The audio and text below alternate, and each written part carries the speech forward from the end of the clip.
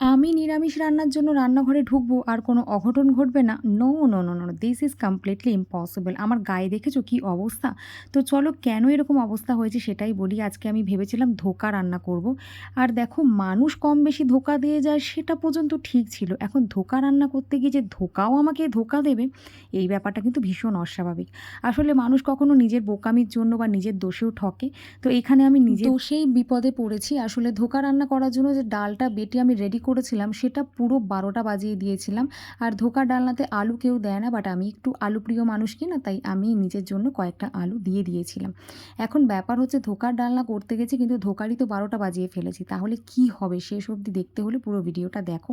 আমার মা অ্যাকচুয়ালি ওটাকে অনেক কষ্ট করে পুরো এদিক ওদিক করে কয়েকটা বড়া মতন করে দিয়েছে, কেননা ধোঁকা বানানো ওটা ইম্পসিবল হয়ে গেছিলো।